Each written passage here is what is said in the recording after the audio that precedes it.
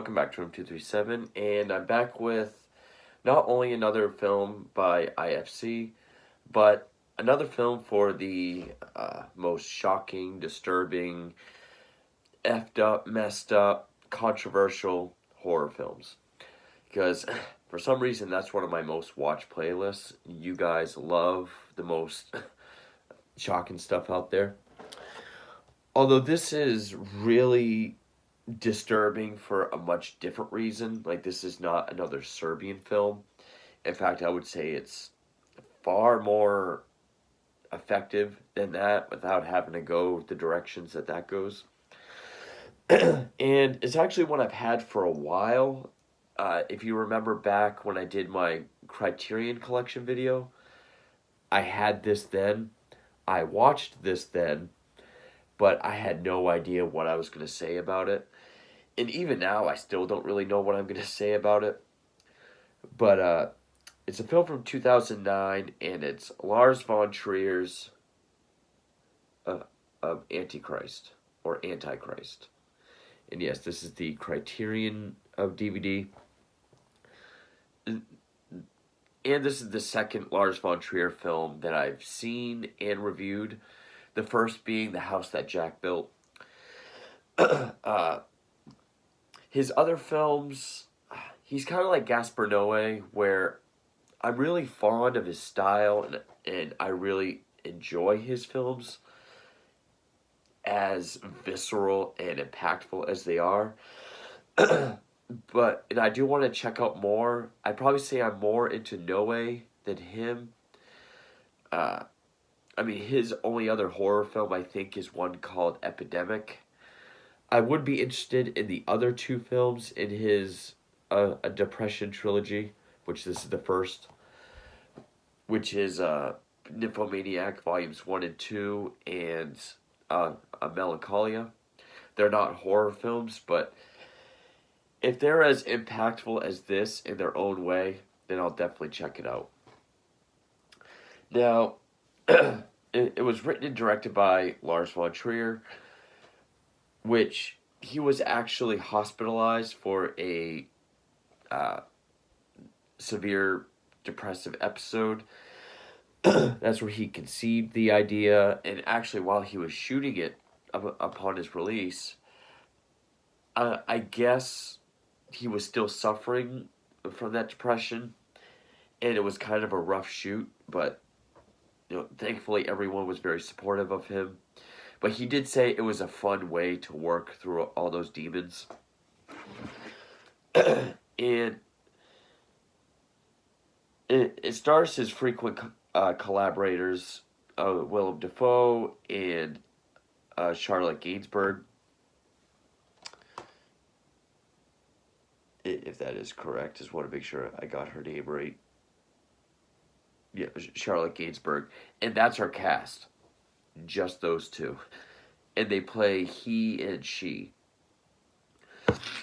And the cinematography was done by Anthony Dodd Mantle, which the cinematography is one of the highlights of the film. This is one of the most gorgeous looking films I've seen in a while. And the music was done by Christian Ines Anderson, if I pronounce that correctly. I wanted to get the sound design, because the sound design deserves a good mention too. Now, the thing about this film is I'm not really sure what to say as far as what certain things mean, because it's not quite like a David Lynch film where there is no answer. I mean, a David Lynch film is, oh, you want to know what's in the blue box? Well, you figure it out, because I'm not telling you. There are some clear things that von Trier is trying to say, but a lot of the overall themes, it's one of those movies kind of like The Shining, where people are going to take different things away from it. And one thing that I'm hearing from people is, like, people that have seen this more than once, is that they take away something different not just every time they see it, but every time they see it at a different stage in their life, which makes perfect sense because, you know, I'm in a much different place in my life from the two times that I saw this. So it definitely affected me very differently. And people have different takeaways from it. Like, it could be a metaphor for a failing marriage that, you know, essentially the ending is a, a divorce. Uh, One thing I do disagree with is, even though it did win some awards at Cannes Film Festival, I guess he was presented with a non-award or an anti-award for a lot of the misogynistic stuff in this, which I still disagree with, and I think a lot of the misogyny lies within the he character played by Willem Dafoe, which, yes, in the original font, the T in Antichrist is a female symbol. I think that's just because the character of she, there's this plot point that she's been writing this thesis on the religious history of misogyny. And she comes to believe, truly believe, that essentially women were created by Satan and women as a species are inherently evil. So I think that's as far as that goes. But also just what Willem Dafoe does as a character, I still don't quite see it as chauvinistic or misogynistic or like a control freak male. I see him as just a loving husband who may be going against everything he believes and doing what might not be the best idea to help his wife, to help someone that he loves. Which I'll get into the plot, but this movie is incredibly bleak and depressing. I mean, people want to talk about Hereditary being the horror movie of grief and depression. This movie is like if Hereditary was suffering from grief. And it has such a strong atmosphere and tone and just this air about it that really is extremely effective. It is a bummer of a movie, but very well done, very effective. And think about Lars von Trier. Yes, he does make very artsy films, and he does do some things that, if people think it's pretentious, I I totally get it. But also, he kind of has a sense of humor in some of his films. Well, I say some. I've only seen this and The House That Jack Built, which I would say The House That Jack Built is a bit more refined or streamlined up until like the last 10-15 minutes. Then it becomes this super art house, out of nowhere crazy movie. This has more of that as well, especially the opening, which prologue, and the epilogue, because it has three chapters: grief, pain, and despair, or grief, despair, and pain. I don't remember, but the prologue and the epilogue really feel almost like student film, kind of, or like a pretentious student film. But if you go back to my review for Darren Aronofsky's Mother, I said that feels like a pretentious student film, both with how it's shot, how it uses its metaphor, and so on. Here, though, it feels like Von Trier is kind of making fun of it, or going so over the top for effect. Like, he doesn't actually think this is, you know, as artsy as it looks, or like it's trying to come across as. I mean, it opens up with like black and white, slow motion. You got this classical opera, so, very melancholic opera in the background, while he and she are engaging in sex, while their toddler son gets out of his room, climbs up to an open window where snow is coming in, and he falls out the window. And yeah, with the slow motion, how it looks, uh, just cutting back and forth between the sex and the child falling, it does have that pretentious student film look and feel to it. And if it was anyone else, I would say this is the most pretentious thing I've ever seen. But I really do feel like Lars von Trier was doing it on purpose rather than actually trying to make it that way. That being said, it still looks beautiful. It's still very well shot. And all the shots of penises in this, yes, this movie is very sexually graphic. I will say, because I've read an interview with Willem Dafoe, that's not his penis. They did have a pornographic actor on set to do those shots. But the child falls out the window. She is suffering from grief. She's diagnosed with like an inordinate amount of grief, like a substantial amount of grief. She's even institutionalized for like a month. And then, like, the first time I saw this, I thought he had just taken up psychology to help her and become her, uh, what's the word I'm looking for? I don't know.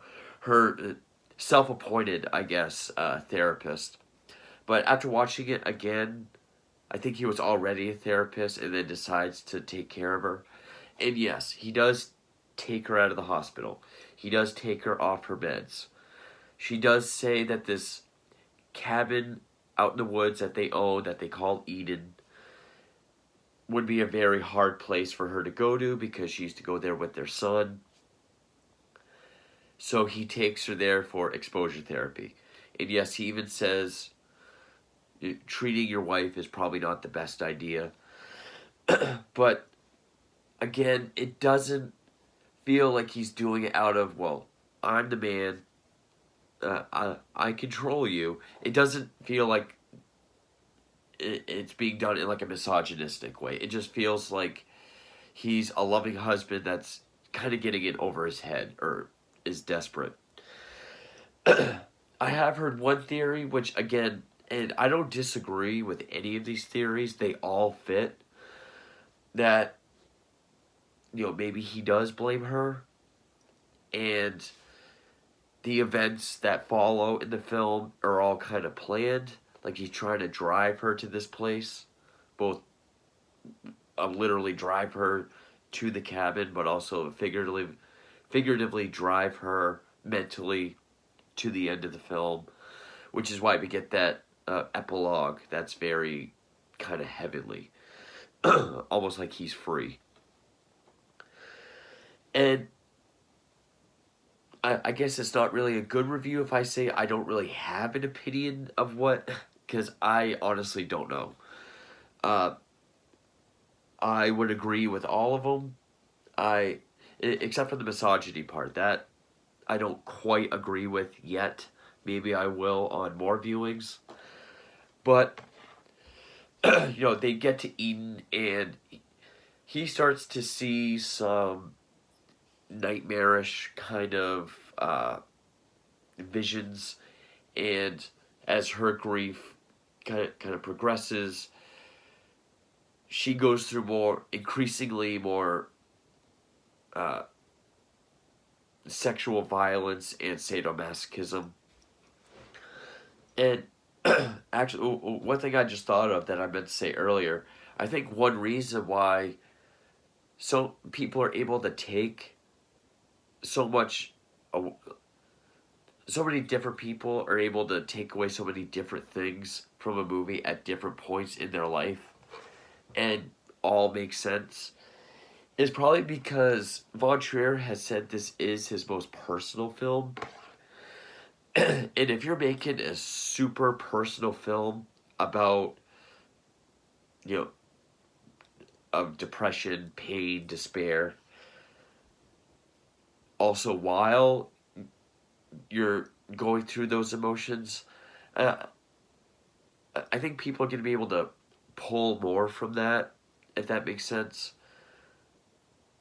Rather than just kind of writing a movie like Hereditary and having a set meaning.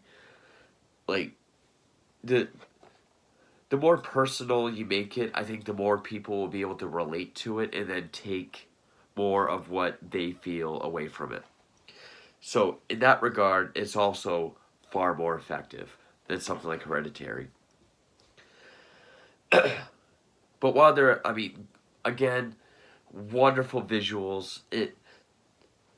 The whole atmosphere of Eden, which some people have said, it's a modern retelling of Adam and Eve in the Garden of Eden. I mean, even the characters' names, he and she, the garden is called Eden. But I mean, I can see where people are coming from with that as well. A very horrific version of of Adam and Eve. But the whole atmosphere is, I say wonderful and beautiful, as depressing as it is, but it almost feels like the woods is a whole other character. I mean, there's this great sense of foreboding and dread. Like the original poster, which I actually like way more than this. I don't know if it's in the booklet or not. Which shows he and she having sex at the base of a tree on top of all the roots. The camera zooms in tight against the back of Willem Dafoe's head, goes silent, and then it pulls back.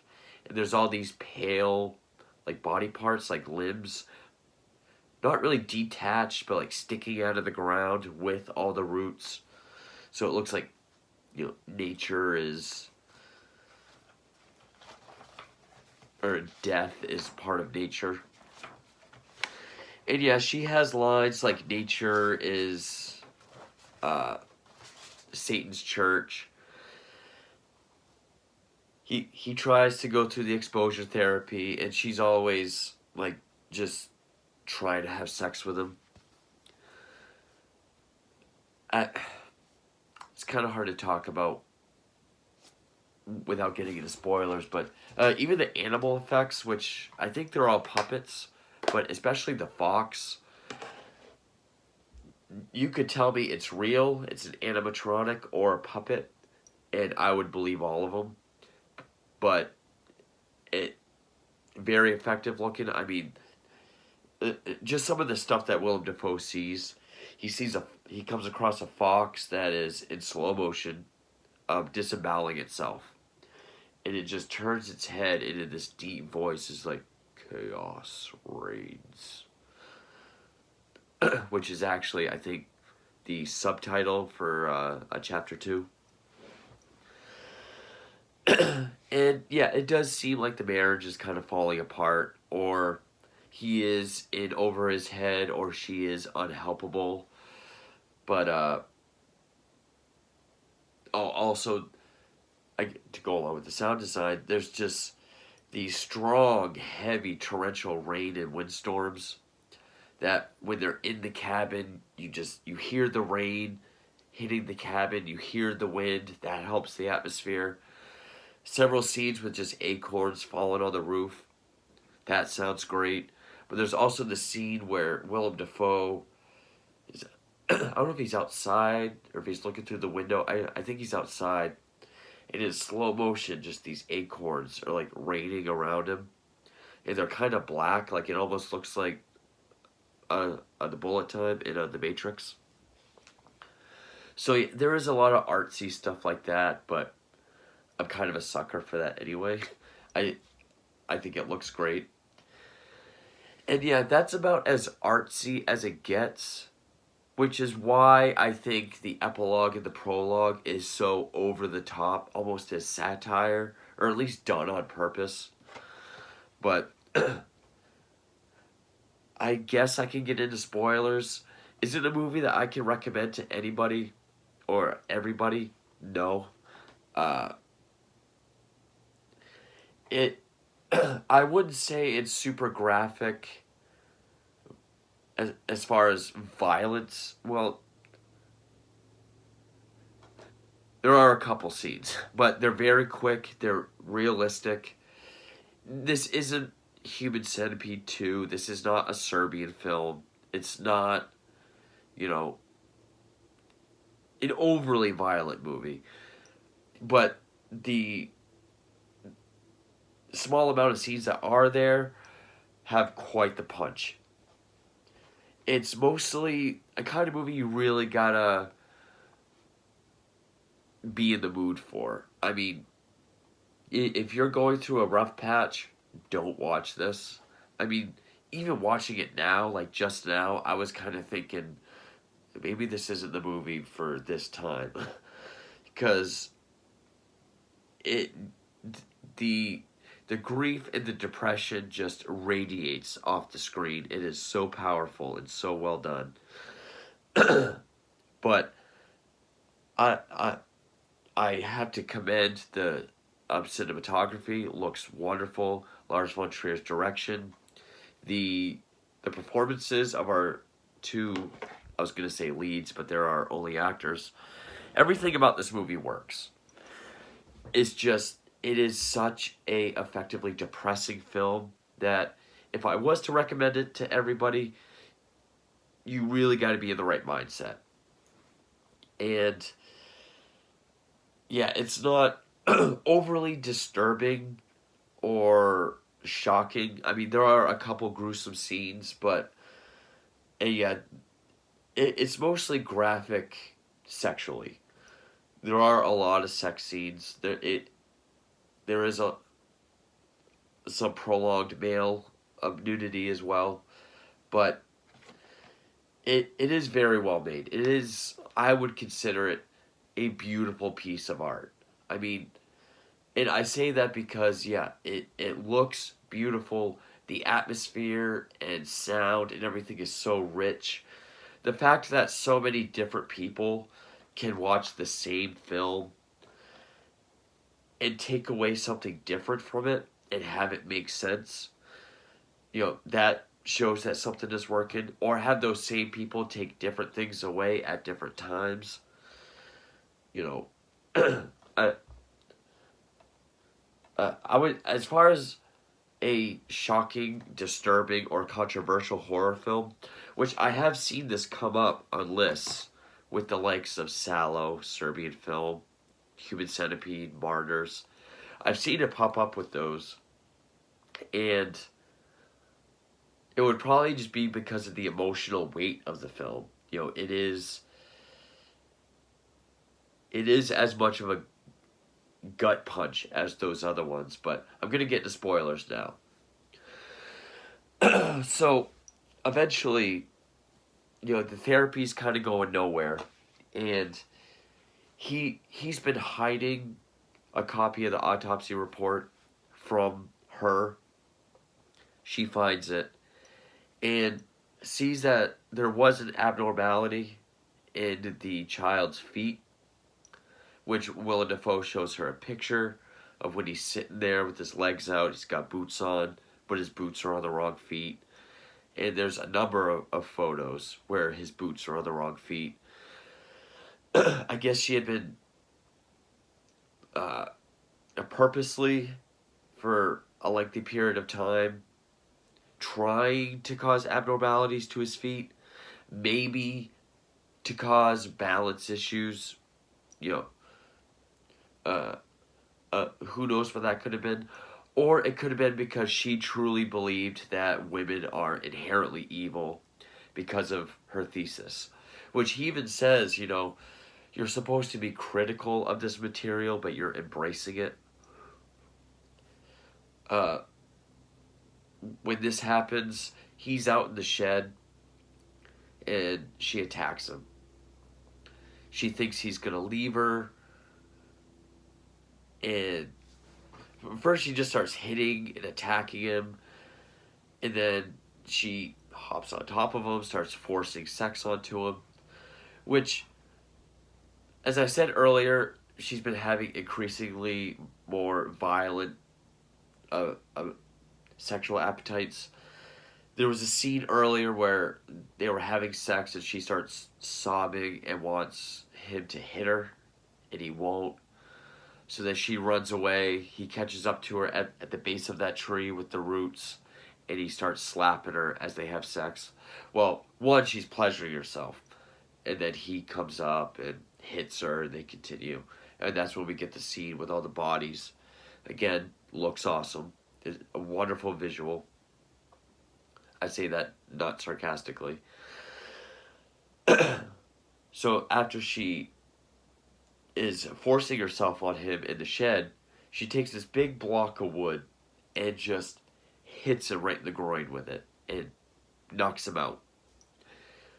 She notices he still has an erection, so she takes care of it and he ejaculates blood.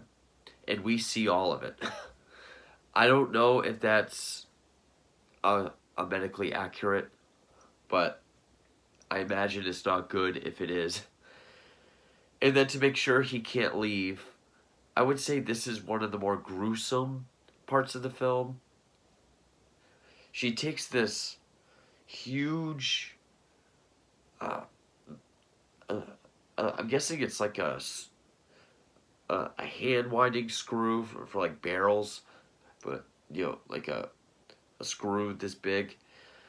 She drills it in through his calf muscle, and then she takes the stone off a grinder and puts the spool through his leg, puts the nut on it, so he's got this big stone on his leg, and then throws the wrench away. He wakes up, then we have this long scene where he's like crawling away. She can't find him. He crawls into a foxhole. And, she finds him, tries to dig him out from above. Then she feels remorseful, helps him inside. He asks if she's going to kill him, and that's when she says, no, not until the three beggars show up will you be able to die. Which, the three beggars are, when he was up in the attic, he saw all these pictures of like a religious history of misogyny, and he sees this constellation of the three beggars, which is a fox, a raven, and a deer. Which we've already seen the fox say chaos reigns. When he was down in the foxhole, he found seemingly a dead bird, dug it up, then it kept cawing, kind of giving him away, and he had to kill it. The deer, I think, just shows up at the very end. I don't remember another scene with the deer. But she lays with him, and she tries to get him to pleasure her, like she uses his hand.